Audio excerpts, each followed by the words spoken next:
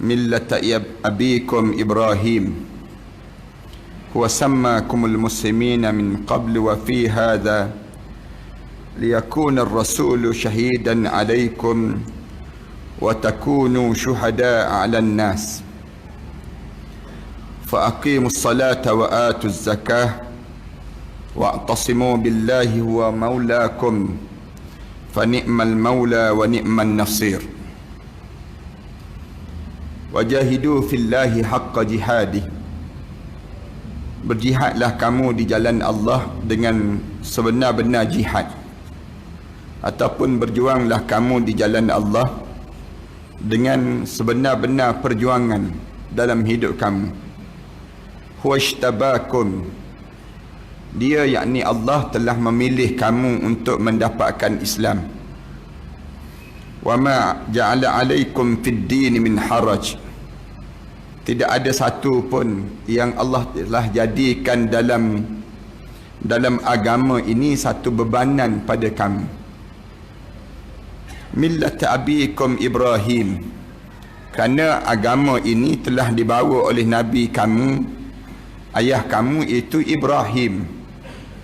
Wa sammakumul muslimin, dialah yang menamakan kamu orang Islam. Min qablu wa fi hadha, sebelum daripada ini dan sampailah pada hari ini. Liyakuna ar-rasulu syahidan alaikum, bila kamu dengan Islam, tujuannya Rasul menjadi penyaksian di atas amalan-amalan yang kamu kerjakan itu. Wa takunu syuhada'a 'alan nas, dan dijadikan kamu pula menjadi contoh-contoh kepada manusia yang lain. Fa aqimus salah, hidup kamu ini perlu didirikan sembahyang. Wa atuz zakah, dan kamu kena tunaikan zakat. Wa'tasimu billahi wa maulakum, berpegang teguhlah kamu kepada tali Allah, kerana dialah yang menjadi penjaga kepada kamu. Fa ni'mal maula, sesungguhnya Allah ini sebaik-baik penjaga. Wa ni'man nasir, dan sebaik-baik yang memberi pertolongan. Surah Al-Hajj ayat yang ke-73. Pengurusi dan ahliatan kuasa masjid, pimpinan-pimpinan masyarakat, para alim ulama, muslimin dan muslimat sekalian, pertamanya marilah sama-sama kita mengaturkan rasa syukur yang tak terhingga kita kepada Allah di atas nikmat di mana Allah panjangkan umur kita, sehingga kan Allah kurniakan pada kita untuk kita berada pada penghujung dalam tahun kalender Islam. Sekarang kita berada pada bulan Zulkaidah. Sekejap lagi kita akan masuk bulan Zulhijjah.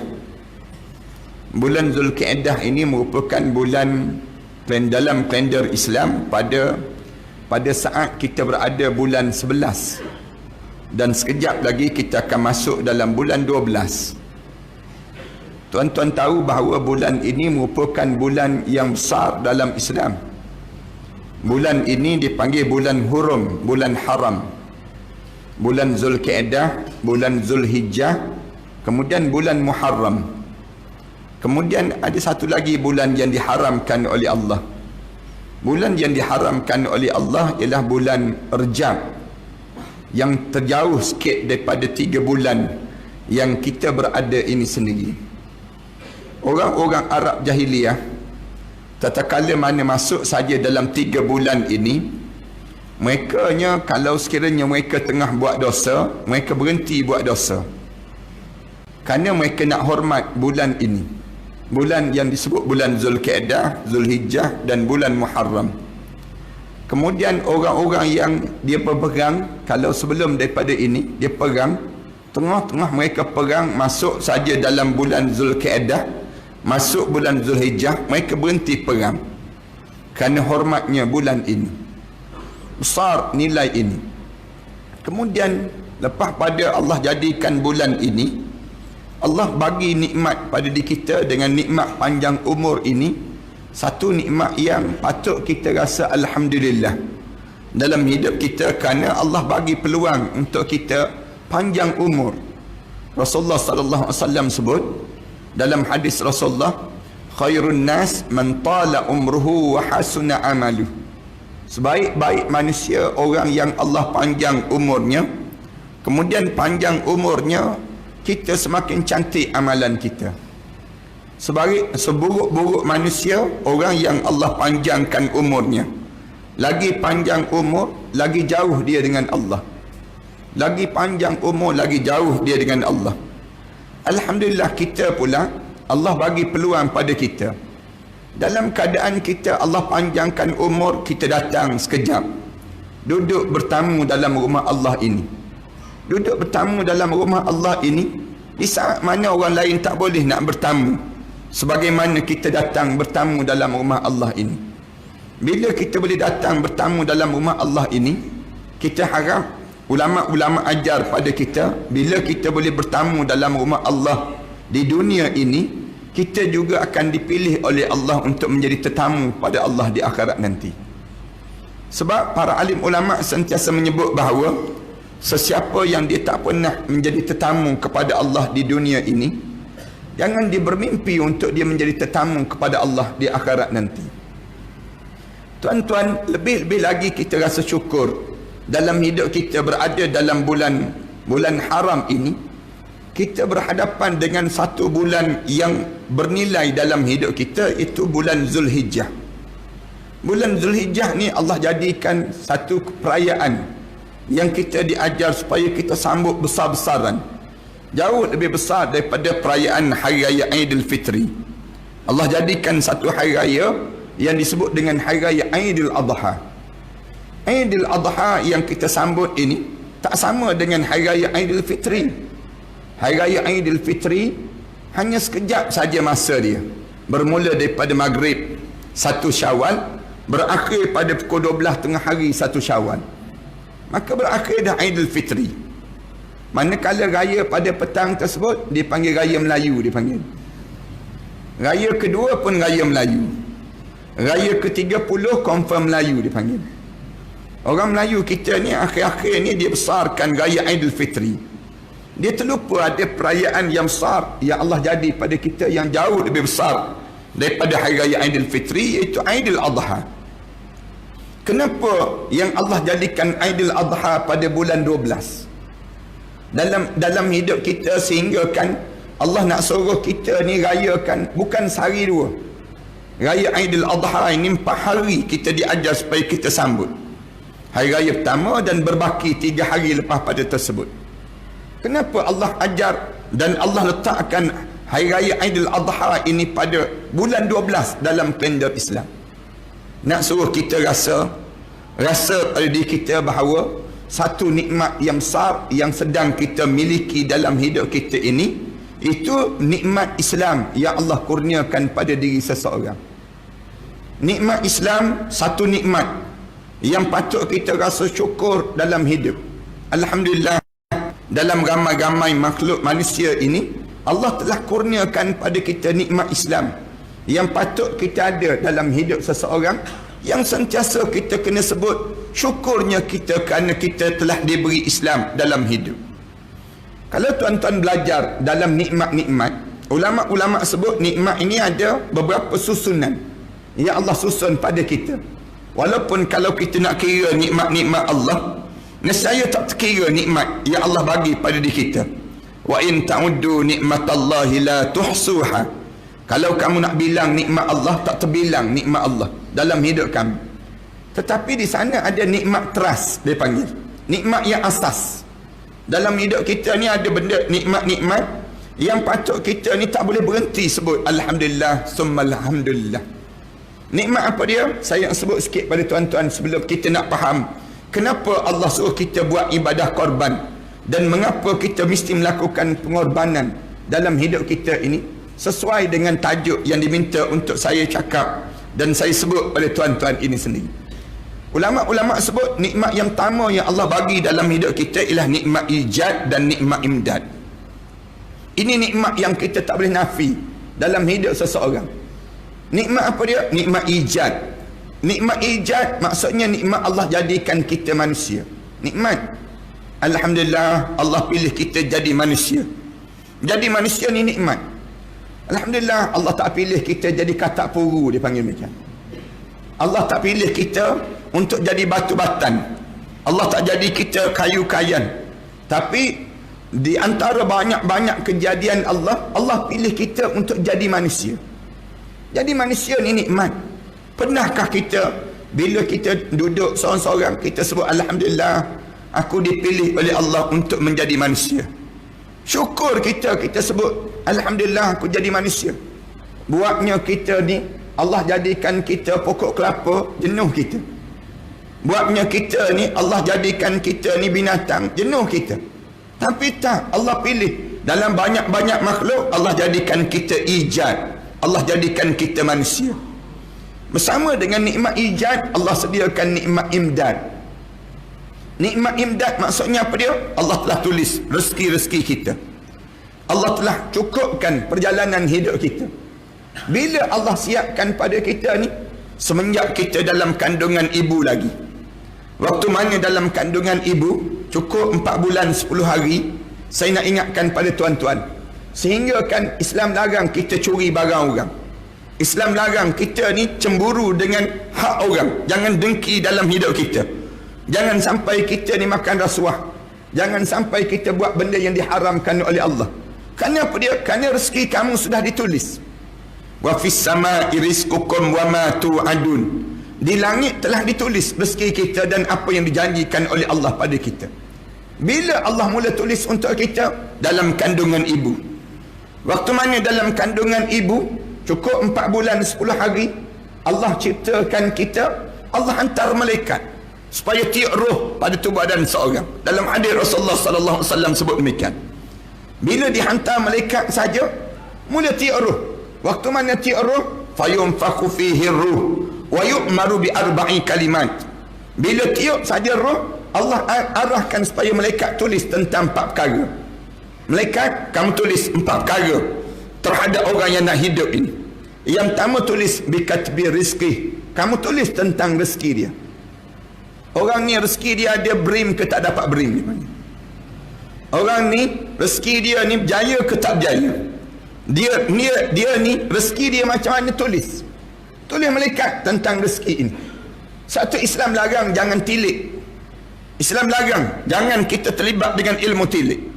Haram hukum dia kita terlibat dengan ilmu tilik. Kemudian yang kedua, tulis wa ajalih, ajal orang yang nak hidup ini sendiri.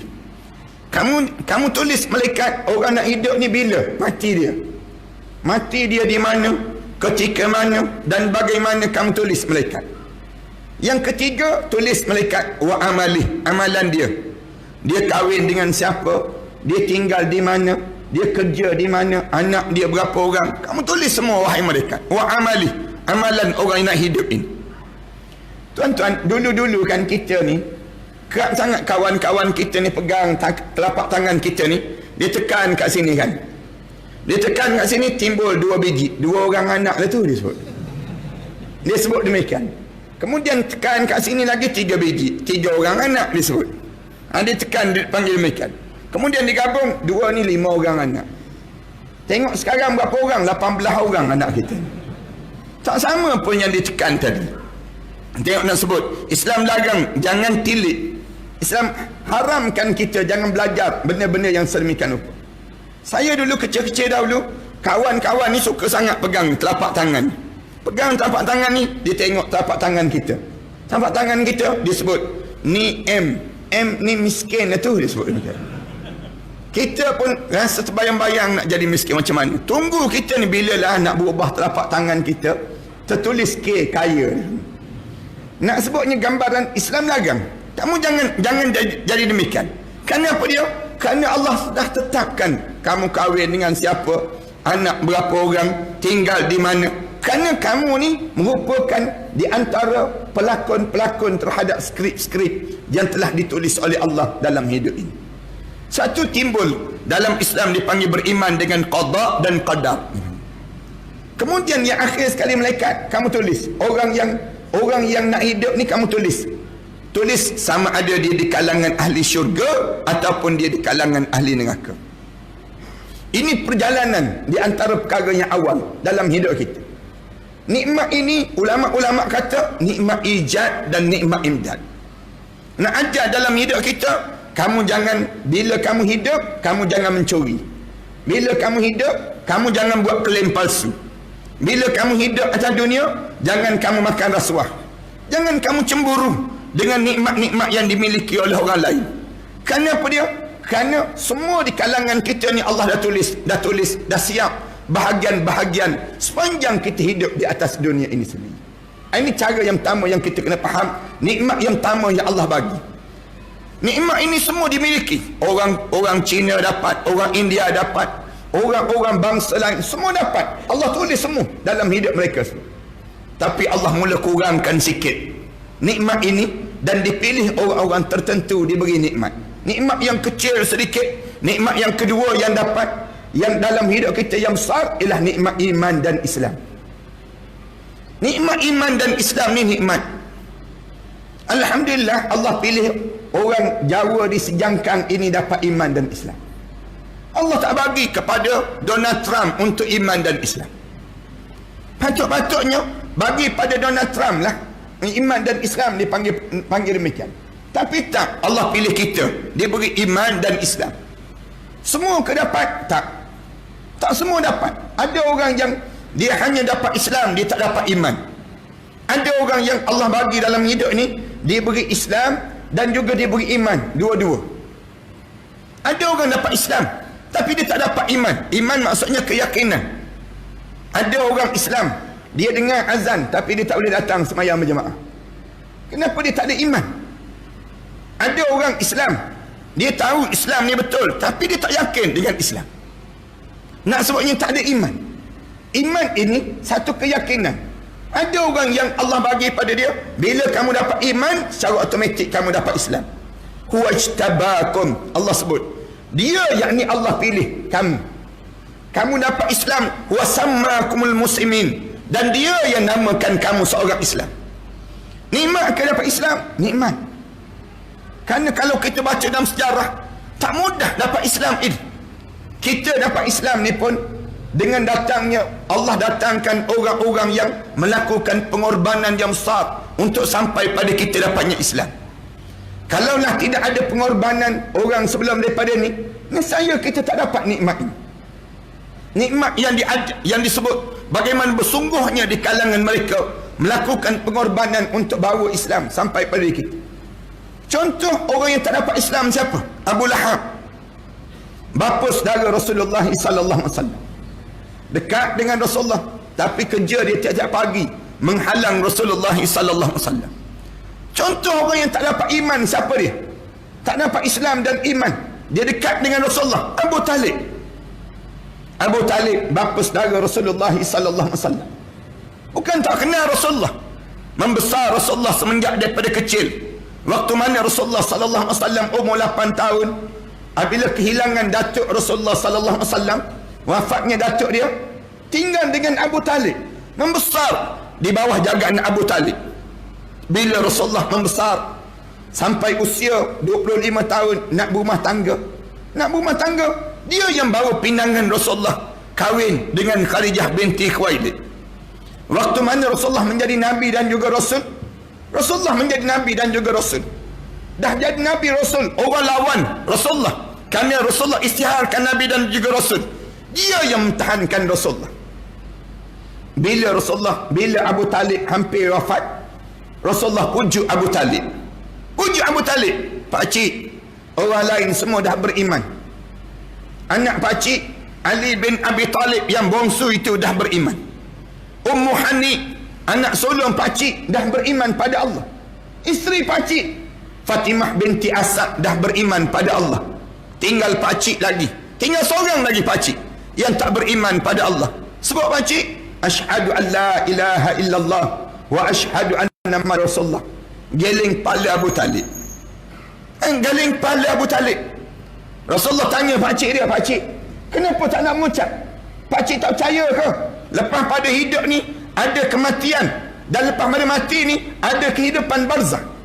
Lepas pada barzah ada lagi hidup. Lepas pada ini yang disebut dengan padang mahsyar. Lepas pada padang mahsyar ada lagi hidup yang disebut dengan syurga dan neraka. Tak tak ada agama yang boleh mengajar tentang perjalanan hidup lepas pada hidup di dunia, masuk dalam kubur, macam mana nak hidup dalam kubur. Tak ada agama kecuali Islam. Tak ada agama yang boleh mengajar pada kehidupan kita ni, yang boleh mengajar macam mana nak hidup di pada mahsyar Allah nanti. Tak ada agama pakcik kecuali Islam saja yang boleh mengajar perkara demikian. Abu Talib jawab, Muhammad, aku tahu syurga tu betul, pada mahsyar tu betul, azab kubur tu betul, segala benda apa yang kamu sebut semua betul Muhammad, tapi biarlah aku mati dalam keadaan tak beriman pun. Terduduk Rasulullah sallallahu alaihi wasallam. Rasulullah sallallahu alaihi wasallam terduduk, Rasulullah pegang tangan Abu Talib ni, angkat tangan, doa pada Allah, ya Allah, selamatkanlah pakcik aku ni ya Allah, selamatkanlah pakcik aku ni ya Allah. Minta dengan Allah Subhanahu wa taala, minta dan minta supaya selamat, jangan bagi dia mati dalam keadaan tak beriman pada Allah. Aslam taslim, kamu Islam, kamu selamat. Ajar demikian. Pakcik dia geleng kepala. Bila Rasulullah nangis, teresak-esak, angkat tangan doa pada Allah, turun ayat Quran, tegur Rasulullah, innaka la tahdi man ahbabta walakin Allah yahdi man yasha. Muhammad, kamu tak layak memberi hidayah pada siapa yang kamu sayang. Kamu sayang pada siapa? Kamu tidak layak untuk memberi hidayah pada siapa yang kamu sayang. Walakin Allah yahdi man yasha. Tapi Allah lah yang pilih. Allah lah yang pilih untuk memberi hidayah pada siapa yang Allah kendaki ke jalan yang lurus. Turun ayat Al-Quran Karim ini, Rasulullah tahu bernilai yang besar dalam hidup ini ialah nilai Islam dan juga iman yang kita miliki. Nikmat ini menjadi nikmat yang besar. Bila nikmat ini menjadi nikmat besar, perlu dipertahankan. Bila kita sebut kita Islam, bila sebut saja kita ni Islam, kita akan berhadapan dengan ujian-ujian yang banyak. Tak ada orang yang sebut Islam dia tidak berhadapan dengan ujian. Bila sebut saja Islam, dia akan berhadapan dengan ujian. Ujian apa yang kita hadapi? Dalam Al-Quran Karim, dia mula cerita tentang ujian yang perlu dihadapi di kalangan setiap orang yang beriman pada Allah.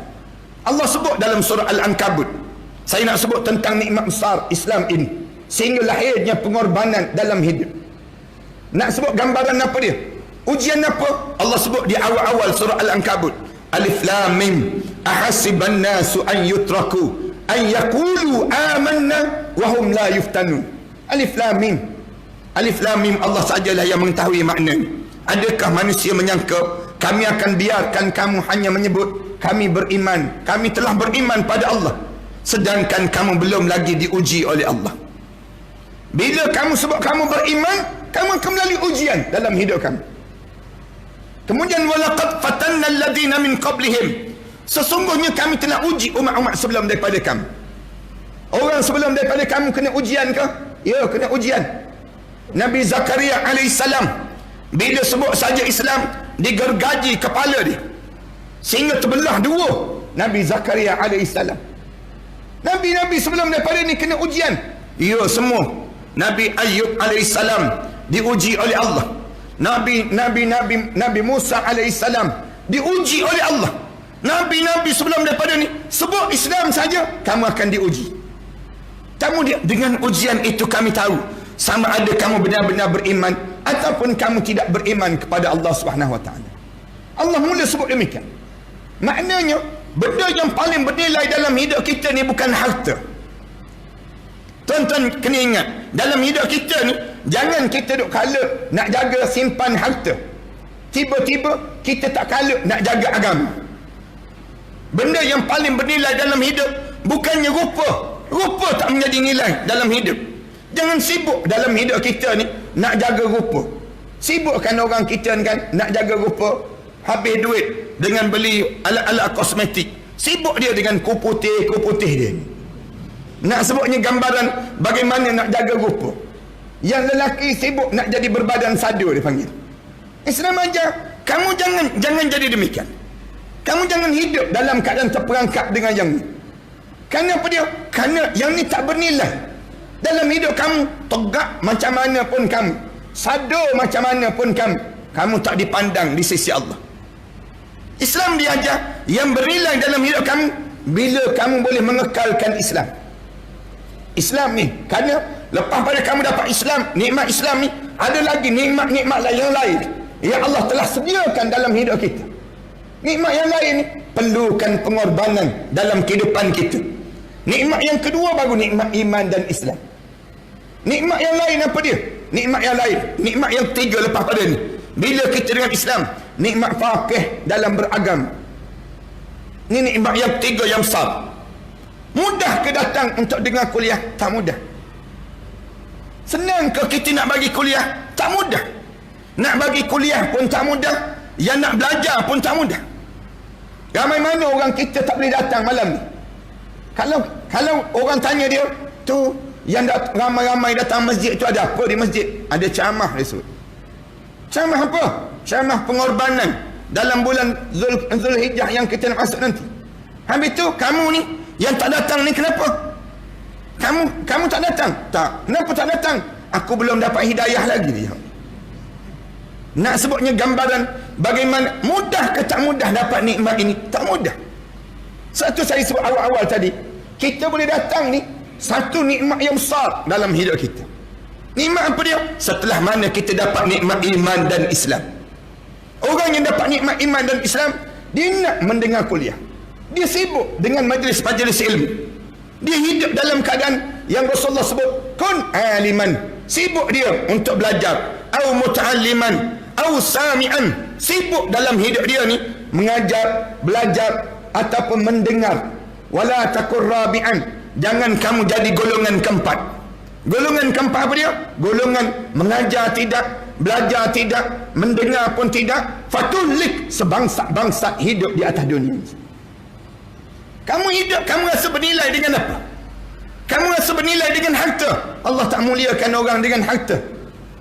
Tuan-tuan ingat, saya pernah sebut kat sini dahulu. Bila Rasulullah datang, Rasulullah ajar pada sahabat-sahabat, hidup ni tak mulia dengan harta. Sehingga kan Rasulullah pesan pada sahabat-sahabat, kalau kalian jumpa dengan orang kaya, kalian jangan hormat orang kaya kerana kaya orang tersebut. Siapa yang jumpa dengan orang kaya, dihormat orang kaya kerana kekayaan orang tersebut. 2/3 agama dia sudah dileburkan di sisi Allah. Ambil lebur agama dia. Islam tak memuliakan orang kaya dengan kekayaan dia. Hidup ni tak mulia kerana kekayaan seseorang. Kerana yang kaya bukan manusia. Yang kaya ialah Allah. Huwal ghani. Yang kaya ialah Allah. Kalau kaya dia menjadi nilai mulia dalam hidup, mana hebat kita, kekayaan kita dibandingkan dengan kekayaan Qarun yang pernah Allah kurniakan sebelum daripada ini. Qarun kaya, ya, kaya Qarun. Kaya tak kaya Qarun, yang bawa anak kunci gedung kekayaan Qarun sebanyak lebih kurang 400 ekor kuda. Yang bawa anak kunci baru, bukan bawa harta lagi, bawa anak kunci baru. Kita baru-baru ni, bila polis isytiharkan ambil harta bekas Perdana Menteri, bekas Perdana Menteri dibawa sebanyak lebih kurang 5 trak lori. 5 trak lori ni dibawa untuk dirampas. Kita terkejut, kayanya dia. Bila diisytihar kira duit sampai 100 juta lebih tersebut selama seminggu kira duit tak saja nak cukupkan 100 juta lebih. Kita kata hebatnya kaya dia. Mana kaya dia dengan Qarun? Qarun jauh lebih kaya daripada bekas Perdana Menteri tersebut. Kaya tak kaya Qarun, yang bawa anak kunci gedung kekayaan Qarun sebanyak lebih kurang 400 ekor kuda. Anak kunci baru, tak bawa harta lagi. Nak dibayangkan macam mana Allah jadikan pada Qarun. Allah tenggelamkan Qarun dalam muka bumi ini sedalam 70 hasta setiap kali mana terbit matahari. Terbit je matahari, tenggelam 70 hasta dalam muka bumi. Terbit je matahari, tenggelam lagi 70 hasta lagi dalam muka bumi. Datang orang Melayu kita sibuk buat program mencari harta Qarun ni panggil. Elok Qarun tenggelam, kita sibuk cari. Hidup ni mulia kerana apa dia? Yang Rasulullah datang, Rasulullah ajar kita ni dimuliakan kerana apa dia? Bukan kerana dimuliakan kerana yang namakan dengan harta ataupun pangkat. Pun tidak memuliakan hidup. Allah tak muliakan kita dengan pangkat kita. Sehingga kan Rasulullah pesan pada sahabat-sahabat, jangan berebut nak pegang jawatan. Jangan berebut nak pegang jawatan. Jangan ada perasaan hubbul jah wa riasah. Hubbul jah maksudnya nak kepada kedudukan, nak kepada riasah, nak kepada yang dinamakan dengan kemuliaan dengan jawatan ini. Berebut jawatan, Rasulullah larang. Islam larang. Jangan pegang. Kalau ada orang nak bagi pada kamu jawatan, seboleh mungkin kamu tolak. Seboleh mungkin. Ni berebut. Jawatan kecil je. JKKKKKK berebut juga. Jawatan ni Rasulullah ajar. Jawatan ni bukan satu kemuliaan. Lagi kamu pegang jawatan, lagi penat kamu di hadapan Allah nanti. Siapa pegang jawatan, lagi naik jawatan dia, lagi penat dia jawab depan Allah. Kita pegang AJK masjid, misal contohnya. AJK masjid, penat tak penat depan Allah? Penat. Allah akan tanya, subuh pagi tadi datang tak subuh pagi tadi? Pegang AJK masjid je. Kan ramai pula letak jawatan malam ni. Nak sebutnya pegang jawatan. Berapa orang yang tak tutup aurat di kawasan masjid kami?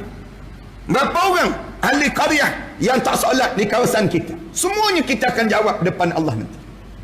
Lagi besar jawatan kita, lagi penat kedudukan kita. Rasulullah ajar, mana besar jawatan kamu dengan jawatan Fir'aun? Fir'aun besar jawatan dia. Atas muka bumi ni besar tak besar jawatan Fir'aun?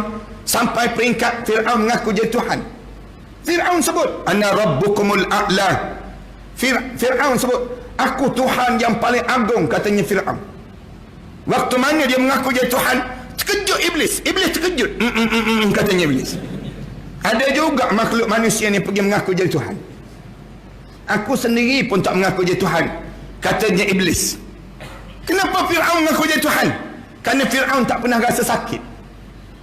Fir'aun kencing manis tak pernah kena. Fir'aun darah tinggi tak pernah naik. Fir'aun, dalam hidup Fir'aun ni gaut tak ada gaut. Disebut dalam kitab Fir'aun tak pernah bersin. Bersin pun tak pernah. Dan disebut dalam kitab yang lain, Fir'aun tak pernah menguap. Menguap pun tak pernah. Allahu Akbar. Kita ni cuba tunggu kejap-kejap lagi. Tunggu sikit lagi je menguap terus tak kena gaya.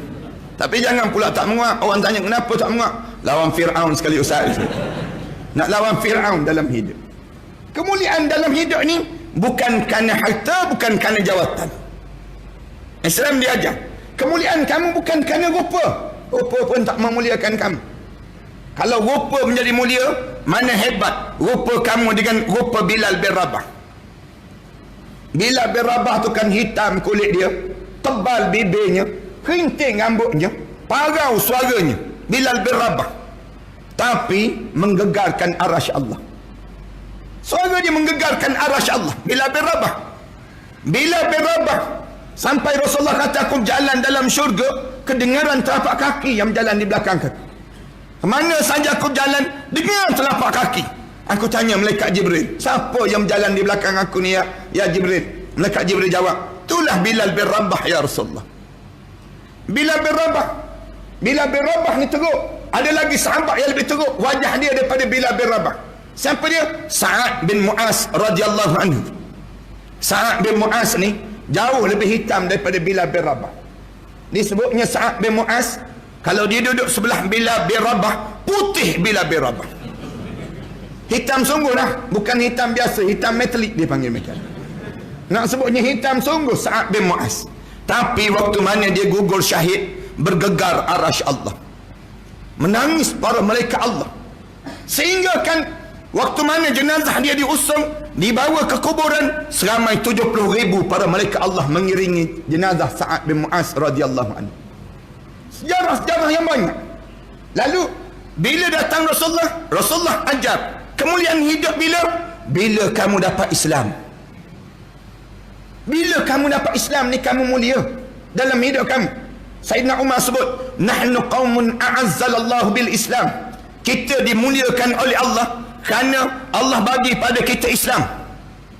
Bila Allah bagi pada kita Islam, mahma nabtairul Islam azallana Allah.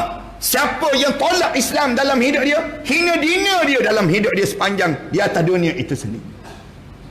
Maknanya kemuliaan kita ni kerana apa dia? Kerana Allah bagi pada kita Islam.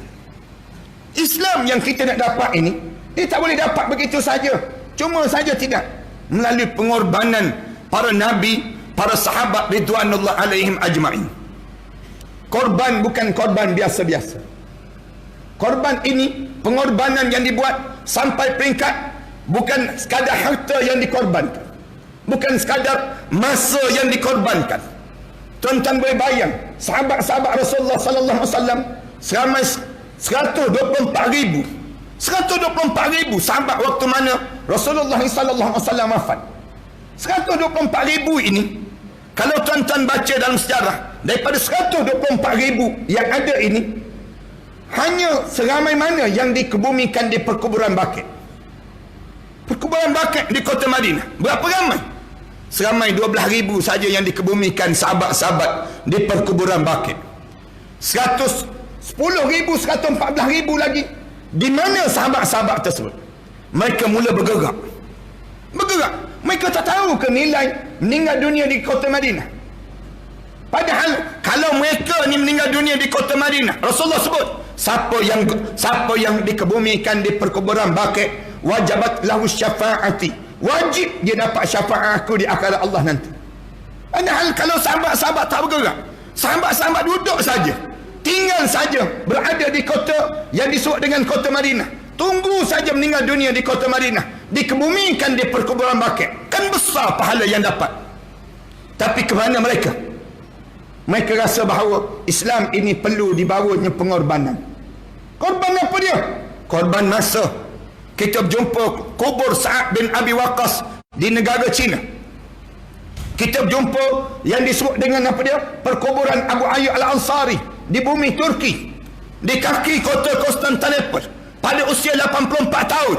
84 tahun memacu kuda, naik kuda, bawa kuda, pasukan berperang untuk lawan dan membuka kota Konstantinopel itu sendiri. Kita boleh bayang, sahabat-sahabat Rasulullah 120,000 lain, yang lain semua pentempiaran berada di tempat lain. Kenapa? Mengorbankan masa, tenaga, usaha yang ada, semuanya untuk menyebarkan Islam dalam hidup ini sendiri. Inilah yang Allah jadikan pada bulan 12. Allah nak suruh kamu belajarlah dengan sahabat-sahabat, belajarlah dengan yang namakan dengan apa dia, dengan Rasul dahulu, untuk kamu melakukan pengorbanan dalam hidup kamu. Perlu dalam hidup kita ni buat korban. Korban apa dia? Harta kita, masa kita, tenaga kita untuk Islam. Saya dapati, saya nak sebut terus terang pada tuan-tuan, di Malaysia kita ni orang kita payah nak berkorban untuk Islam. Kebanyakan di kalangan kita, dia korban untuk perut dia dan rumah tangga dia. Dia tak korban untuk Islam. Dia orang Islam, tapi dia sibuk jaga perut dia. Dia orang Islam, tapi dia sibuk jaga rumah tangga dia. Sehingga kan dia tersungkur masuk dalam lubang kubur di saat mana dia penuh penyesalan di hadapan Allah Subhanahu wa taala. Kenapa? Kerana kita tak rasa mulianya Islam. Orang bukan Islam tetap tidak Islam. Dia mati, dia datang dalam keadaan tidak Islam, kemudian dia mati dalam keadaan dia tidak Islam. Yang lebih teruk lagi, orang Islam sendiri tak yakin terhadap Islam. Orang Islam sendiri tak yakin dengan Islam. Bahaya je kita. Kerana apa dia? Kerana kita jarang nak sebut tentang Islam. Sama ada kita nak menyebarkan Islam, sama ada kita nak buat pengorbanan untuk Islam, kita tak sanggup untuk jadi demikian. Padahal Rasulullah sebut, bila kamu menyebut kamu Islam saja, kamu akan berhadapan dengan 5 ujian yang besar dalam hidup kamu. Ujian apa yang besar dalam hidup kita? Yang pertama, Rasulullah sebut, ujian kita yang kita kena hadapi sesama kita berdengki sesama kita. Dengki ni akan wujud sesama kita. Mukmin yuhsiduhu. Sesama kamu sedang berdengki. Yang ni kamu kena buat pengorbanan sikit, bersihkan hati. Dalam hidup kita ni sentiasa belajar untuk membersihkan hati. Sama-sama kita ni dengki. Tok Imam dengki sama-sama Tok Imam. Tok Bilal dengki sama-sama Tok Bilal. Ustaz dengki sama-sama ustaz. Tuan-tuan jangan ingat, kita ni tak ada penyakit ni. Sehingga kan Rasulullah sebut, Iyakum, Rasulullah sebut, jaga-jaga kamu dengan dengki. Iyakum bil, Rasulullah kata, jaga-jaga kamu dengan kedengkian. Fa innal hasada yaqulul hasanat kama taqulun narul khatabah. Sesungguhnya iyyakum bil hasad, Rasulullah sebut, jaga-jaga kamu dengan dengki. Kerana dengki ini akan makan segala amalan-amalan kamu. sebagaimana daun kayu yang makan, api memakan daun kayu yang kering. Sama kita ni berdengki. Orang Islam sama orang Islam berdengki. Rasulullah sebut ni yang kamu kena hadapi. Yang kedua, kamu akan hadapi apa dia? Wa munafiq yubghadahu. Orang munafik yang benci pada kamu. Orang munafik tak suka dengan kamu. Mana suka orang munafik? Geng-geng LGBT suka dengan ustaz-ustaz. Orang munafik jelas-jelas sekarang ni kan, ramai mana di kalangan orang munafik sikit-sikit cerita tentang Islam, sikit-sikit cerita tentang Islam, padahal dia orang Islam, dia tak suka dengan Islam. Orang munafik ia berghadahu. Orang munafik yang benci pada kamu, tak nak dengan Islam. Yang lebih besar lagi, Rasulullah kata ujian kamu, bila kamu sebut Islam, kamu akan berhadapan ujian apa dia? Wa kafirun yuqatiluhu. Orang kafir akan bunuh kamu. Rasulullah sebut terang-terang, orang kafir tak akan buka ruang untuk diri kamu. Kamu jangan baik sangka lah dengan orang kafir. Jangan kamu kata ada peluang lagi lah dalam hidup kamu. Rasulullah dah sebut dah, wa kafirun yuqatiluhu. Orang kafir akan bunuh kamu. Dia bunuh apa dia? Dia bunuh karier kamu, dia bunuh reputasi kamu, dia bunuh nama baik kamu, dia bunuh jasad kamu suatu hari nanti. Yang ni Rasulullah sallallahu alaihi wasallam sebut demikian.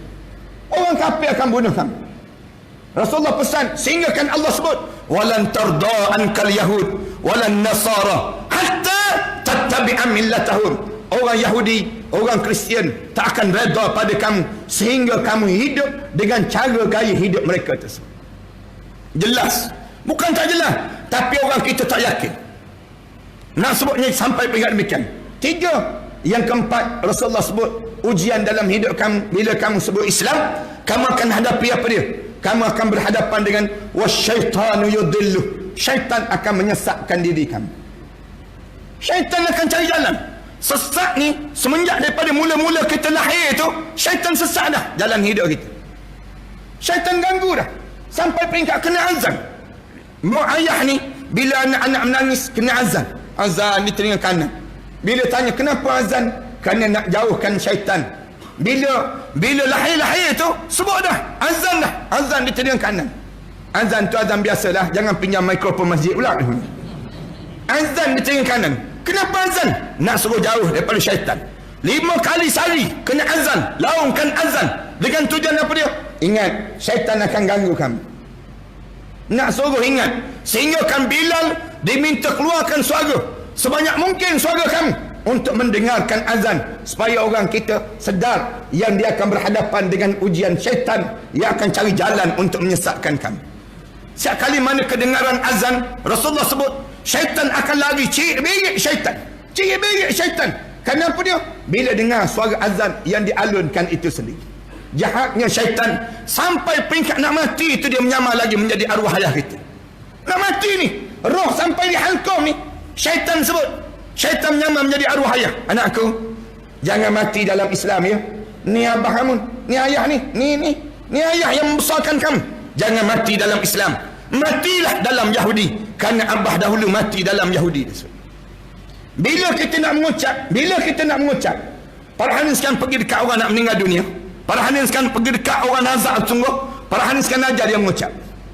Bila kita ajar dia mengucap, sebut asyhadu an la ilaha illallah, ada dua keadaan yang akan berlaku.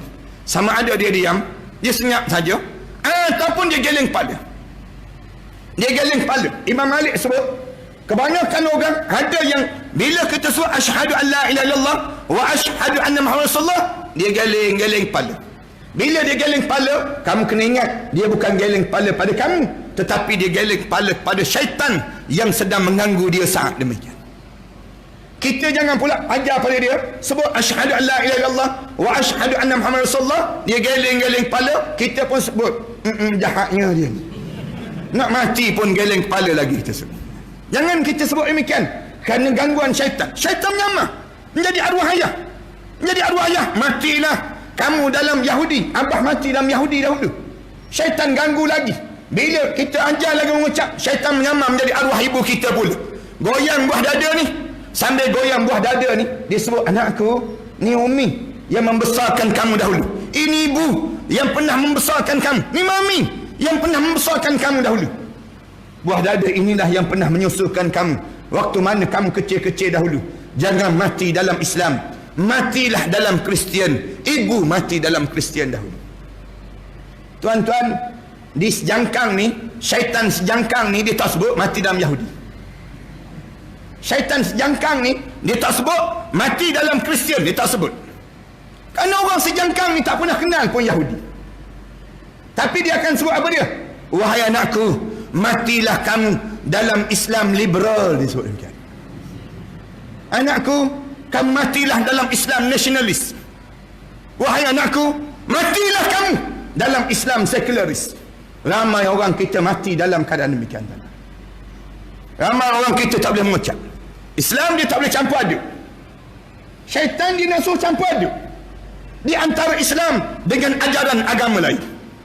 Padahal Allah dah jelas dah, lakum dinukum waliyadin, bagi kamu agama kamu, bagi kami agama kami.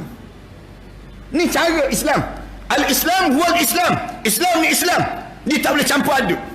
Bila kamu campur aduk, dia tak jadi kebersihan dan kesucian dalam beragama. Allah tak nak orang yang syirik pada Allah walaupun sedikit sekalipun. Maknanya bila kita sebut Islam, Islam dalam kebudayaan, Islam dalam politik, Islam dalam pendidikan, Islam dalam ekonomi, Islam dalam semua hal. Wala tamutunna illa wa antum muslimun. Jangan kamu mati kecuali saat mana kamu mati, kamu benar-benar seorang Islam di saat demikian. Ni jelas dalam kehidupan kita. Ujian yang kelima yang akhir sekali yang besar. Apa dia? Ujian yang disebut wa nafsun tunazi'uhu. Hawa nafsu ni menarik-narik diri kita supaya kita tidak taat pada perintah Allah. Hawa nafsu ni, Rasulullah sallallahu alaihi wasallam so, bila kamu Islam, hawa nafsu kamu akan ganggu kamu. Nafsu kita ni sebut, berapa umur pak cik? 63 tahun. Relax lah, lambat lagi nak mati. Orang lain 93 tak mati-mati lagi. Dia akan jadi demikian. Umur berapa sekarang? Umur dah 67. Tak datang lagi masjid. Tak. Kenapa tak datang? Saya masih lagi sibuk. Masih lagi sibuk. Hawa nafsu ni akan sebut, relax, lambat lagi nak mati. Padahal umur 60 tahun ni tak boleh tinggal dah masjid. Kalau ayah-ayah, ibu-ibu yang ada kawasan ini, umur 60 tahun, jangan tinggal dah masjid. 5 waktu ni menjadi kelaziman dalam hidup kita. Mesti kita lekat dah dalam hidup kita. Tapi hawa nafsu kita, hawa nafsu ni tarik. Relax lah. Waktu maghrib, orang azan maghrib, dia boleh relax depan TV. Tengok Jangan Benci Cintaku, dia panggil. Nak sebutnya demikian. Menghabiskan masa nak membenci husna aja dalam hidup ni. Nak gambarkan demikian. Hidup dia habis masa. Hawa nafsu menarik diri dia. Tarik diri dia ni yang menyebabkan dia lupa, aku ni semakin dekat dengan kematian. Nak sebutnya gambaran bagaimana hawa nafsu. Umur 60 tahun, jangan tinggal dah masjid ni. Berebut dah, sahab yang pertama, sahab yang kedua ni kena berebut. Ayah-ayah dan ibu-ibu, kalian jangan biarkan diri kita terlepas daripada sahab yang pertama, sahab kedua di masjid. Di masjid ni kena berebut dah kita. Kalau tengok orang lain dah sampai, duduk sahab yang pertama, Allah, terlewat kita. Rugi dah kita ni. Pahala tak sama di antara sahab yang pertama dengan sahab yang kedua. Kita kena tahu beza dipanggil demikian. Berebut kita, duduk riba Quran, baca Quran, menunggu saat solat. Subuh kita sentiasa terjaga dalam keadaan berjemaah. Itu tanda kita tak leka dengan hidup di dunia ini. Jangan sampai peringkat demikian. Umur 60 tahun, kita mana kerja dah? 60 tahun mana masuk jabat lagi dah? 60 tahun tak masuk pejabat dah. Tunggu umur 93 tahun baru nak masuk pejabat balik dia panggil. Lambat lagi nak masuk pejabat. Dalam usia 60 tahun ni, duduklah di masjid. Duduk dalam keadaan kitanya baca Quran, dalam hidup kita dekatkan diri dengan Allah. Supaya apa dia? Ini pengorbanan yang sedang kita tunjukkan dalam mentaati perintah Allah. Sehingga kan saat mana penghujung nyawa kita, mulut kita sebut asyhadu an la ilaha illallah wa asyhadu anna Muhammad Rasulullah. Yang ni yang kita nak. Bila kita dapat yang kita boleh sebut asyhadu an la ilaha illallah wa asyhadu anna Muhammad Rasulullah, itu kemuncak nikmat. Kemuncak nikmat. Nikmat dalam hidup. Nikmat dalam hidup ni, ayah-ayah dan ibu-ibu, Semua di kalangan kita nak tahu, kita dapat nikmat dalam hidup. Kemuncak kita ni bila dengar di telinga kanan kita, ya ayyatuhan nafsul mutmainnah, irji'i ila rabbiki radiyatan mardiyah, fadkhuli fi ibadi wadkhuli jannati. Bila diistihar kat telinga kanan kita ni, dengar saja malaikat datang, wahai jiwa yang tenang, ya ayyatuhan nafsul mutmainnah, irji'i ila rabbiki radiyatan mardiyah.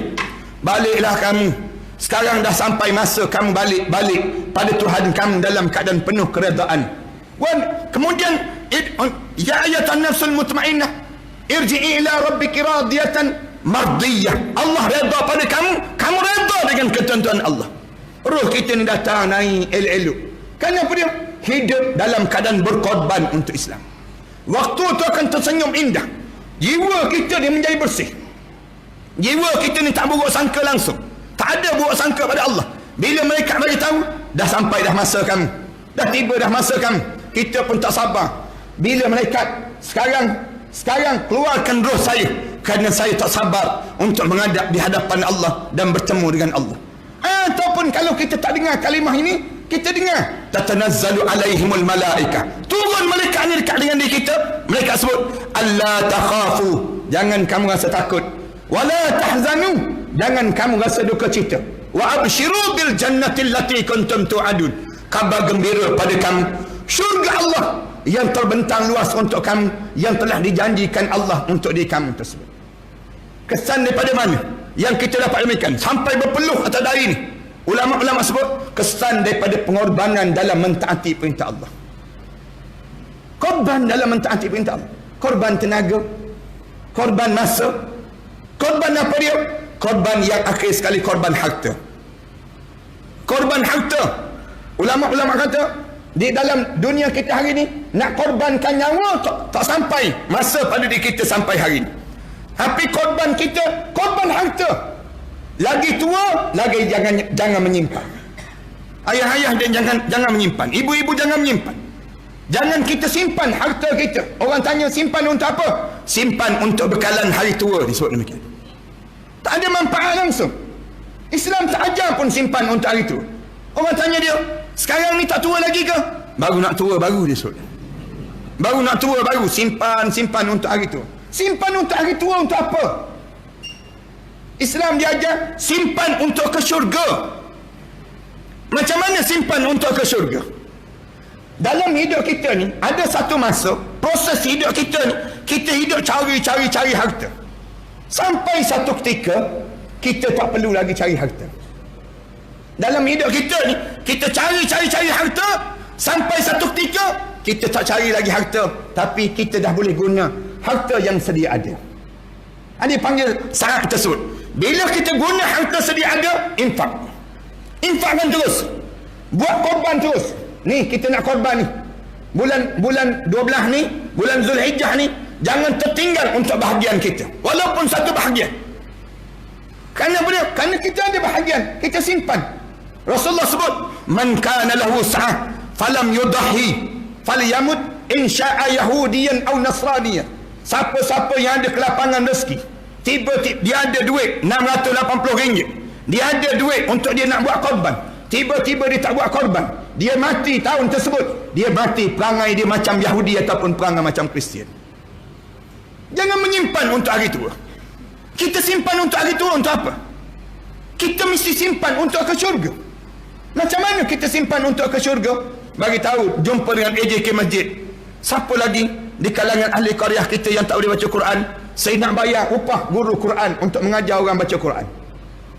Kita jumpa dengan AJK Masjid. Bagi tahu pada AJK Masjid, siapa lagi di kalangan anak-anak qaryah kita ni yang tak boleh baca Quran? Saya nak bayar khusus mana-mana ustaz yang boleh mengajar orang untuk membaca Al-Quran Karim. Jangan mati dalam keadaan tak boleh baca Quran. Saya ulang banyak kali demikian. Di kalangan kita, kalau ayah-ayah dan ibu-ibu tak boleh baca Quran, pastikan umur kalian panjang-panjang dan tak mati-mati. Jangan mati. Kalau kita mati dalam keadaan tak boleh baca Quran, kita masuk dalam kubur, confirm kita tak lepas menghadap depan Allah. Tak lepas menghadap depan Allah. Tak percaya, cuba mati, tak percaya. Nak tahu lepas ke tak lepas. Masuk dalam kubur tak boleh baca Quran. Tak boleh baca Quran. Mereka tanya terus. Quran boleh baca Quran? Bro, boleh baca bro? Quran boleh baca? Tak boleh. Quran tak boleh baca? Tak boleh. WhatsApp boleh, dia jawab. WhatsApp boleh, Quran tak boleh baca. Yang tak boleh baca Quran, datang jumpa dengan AJK Masjid. Bagi tahu pada AJK Masjid, saya tak boleh baca Quran tuan. Saya takut saya mati dalam keadaan saya tak boleh baca Quran. Quran tak boleh baca, karaoke pandai. Karaoke pantang orang buat kenduri kahwin, muka dia nampak. Nak sebutnya karaoke dia ni. Manakala baca Quran tak reti. Jumpa dengan AJK Masjid. Tuan, saya tak boleh baca Quran tuan. Saya takut saya mati dalam keadaan tak boleh baca Quran. AJK Masjid pula jangan jawab pula, saya pun sebenarnya tak boleh baca juga. Jangan jawab macam tu. Buat malu company kita je depannya. Nak sebutnya pada diri kita, hidup kita ni korbankan tenaga kita, masa kita, harta kita untuk mendapatkan dekat kita dengan Allah Subhanahu Wa Taala. Tu cara demikian. Jangan simpan. Ramai mana orang kita ni simpan. Bila dia mati menyesal dia. Ramai orang kita ni mati menyesal tuan-tuan. Panah banyak, harta benda banyak, mati dia, anak dia berebut harta yang ditinggalkan itu. Habis dia masuk dalam kubur menyesal, tak sudah dia dalam menghadap depan Allah Subhanahu Wa Taala. Tak sempat dia. Kenapa? Kerana dia sibuk dengan harta dunia, mengumpul, dia tak tukar daripada nilai harta kepada nilai syurga. Nilai syurga macam mana? Ni, ambil bahagian. Seekor lembu, saya seorang saja. Saya seorang saja seekor lembu. Nak sebutnya beli motor pun harga 7,000 lebih. Takkan beli lembu, tak boleh 4,900. Nak sebut demikian. Kalau kita boleh beli kenderaan di dunia, kenapa kita tak boleh beli kenderaan di akhirat Allah Subhanahu Wa Taala? Inilah yang diterapkan oleh Rasulullah pada sahabat-sahabat, sehingga kan mereka mewujudkan perasaan pengorbanan untuk mentaati perintah Allah. Mana orang kita kan saya sebut, dia simpan. Bila dah pencen, balik kampung, buat rumah besar. Buat rumah besar buat apa? Dia dah pencen dah. Orang tak ada pun orang nak tinggal dengan dia. Rumah besar, buat rumah besar. Siap dia rumah besar, beli kereta besar pula. Siap beli kereta besar, nak masuk rumah besar, kahwin isteri besar pula dia. Nak masuk rumah besar ni, masuk je seminggu, meninggal dunia terus. Meninggal dunia dia. Dah kereta baru dapat pada isteri baru. Isteri baru pula, tak lama lepas pada tu, kahwin dengan suami baru. Suami baru pula, petang-petang, bawa kereta baru ni, raun kawasan kubur kita. Kita pun tengok kereta ni, macam-macam je kereta ni. Dia lalu saja tak apa juga, dia horn tu sakit hati dia. Nak sebutnya demikian. Kenapa dia? Kerana kita menghabiskan habis tenaga kita, masa kita, pengorbanan kita untuk dunia, tiba-tiba kita tak berkorban untuk Islam demi mentaati perintah Allah. Saya rasa bolehlah kita memahami dalam hidup kita bagaimana saat bulan 12 Allah jadikan ini kemuncak dalam saat kita melakukan ibadah korban, dan kita mesti di antara mereka yang melakukan ibadah korban, dan kita sentiasa mentaati perintah Allah pada setiap masa. Mudah-mudahan kita rasa mulia dengan Islam yang kita miliki ini, dan kita akan sentiasa pikul tanggungjawab Islam ini. Akhirnya sentiasa di kalangan diri kita ni Allah kurniakan pada kita keimanan yang kuat dalam mentaati perintah Allah Subhanahu Wa Taala. Terima kasih di atas jemputan yang baik ini. Saya tak boleh panjang lagi. Sebenarnya saya ada satu lagi program di Shah Alam. Patutnya pukul 8 lebih saya ada mesyuarat penting sangat untuk hadir di sana. Tapi saya minta oleh kerana janji kat sini dah lama dah, saya datang juga. Mudah-mudahan Allah bagi kekuatan pada kita dalam pertemuan yang baik ini. Mudah-mudahan Allah panjangkan lagi umur kita dalam mentaati perintah Allah Subhanahu Wa Taala. Terima kasih sekali lagi. Aku qouli hadza astaghfirullah li wa lakum. Wassalamualaikum warahmatullahi taala wabarakatuh. Jemaah sekalian, sebelum kita berdoa ni, kat luar tu ada buku kitab yang saya telah karang. Kitab persiapan menjelang kematian. Dekat nak mati nak buat apa dia? Kitab ni penting sangat. Kalau para hadirin di kalangan kita ni, kita tak tahu nak baca doa apa dia. Saya nak ijazahkan pada semua jemaah yang hadir pada malam ni, pada muka surat 62 daripada kitab ini yang saya telah dapat daripada guru saya dahulu. Rasulullah sebut pada Abu Hurairah, wahai Abu Hurairah, kalau kamu baca doa ni saat mana kamu melunjur, kamu sedang sakit, kamu melunjur je, kamu menghadap depan, kamu sakit itu, dia beritahu kamu ada penyakit, kamu baca doa ni. Kemudian kamu meninggal dunia suatu hari lepas pada tersebut, lepas pada kamu baca doa ni, jasad kamu tidak akan disentuh oleh api neraka Allah SWT. Saya dapat doa ni daripada guru saya dahulu. Kemudian saya ijazahkan pada semua yang hadir malam ni, yang datang malam ini, untuk kita sama-sama baca doa ni lah sebelum daripada kita menghadap depan Allah SWT. Saya nak baca sikit, tuan-tuan ikutlah doa yang saya baca ni, tanda saya telah ijazahkan pada tuan-tuan doa ni, dan tuan-tuan boleh dapat kat luar nantilah. La ilaha illallah yuhyi wa yumit wa huwa hayyul la yamut wa subhanallah rabbil ibad wal bilad walhamdulillah hamdan kathiran tayyiban mubarakan fih ala kulli halin Allahu akbar kabira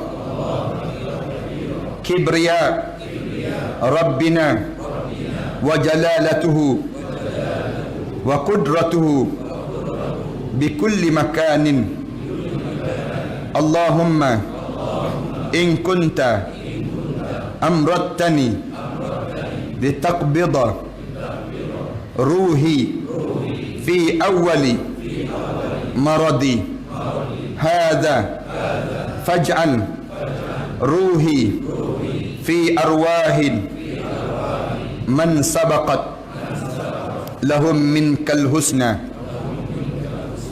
وباعدني من النار كما باعدت أولياءك الذين سبقت لهم minkal husna. Amin. Ini doa yang Rasulullah ajar kepada Abu Hurairah. Tuan-tuan bagi amalan ini pada mak-mak kita, ayah-ayah kita. Balik nanti ajar pada mereka doa ni. Mak, ayah baca doa ni. Dan dalam kitab ini saya susun 3 bab. Tuan-tuan, orang yang usia 40 tahun, macam mana kita nak buat amalan kita? Orang yang sakit, kita nak tolong orang sakit tu macam mana biar dia masuk dalam syurga Allah. Kemudian kita sakit, macam mana kita nak pastikan kita mati dalam keadaan husnul khatimah. Kitab ni saya bangunkan untuk dana sekolah saya sebenarnya. Sekolah saya bangunkan di Shah Alam, Syekh 8 tersebut.